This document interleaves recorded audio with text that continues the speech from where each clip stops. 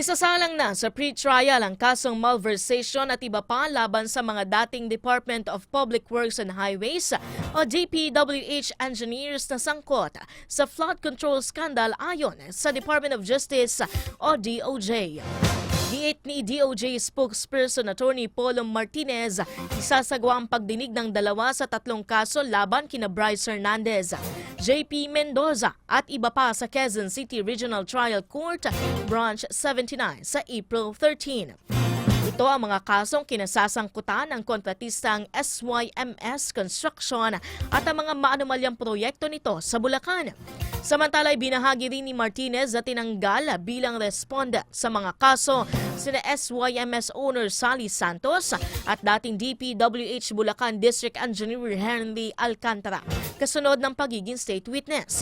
Gayunpaman, nananatiling respondent sa Alcantara sa 3 kasong plunder na kinasasangkutan ni na dating Senator Bong Revilla, Senator Jinggoy Estrada at dating House Appropriations Chairman at Congressman Zaldico.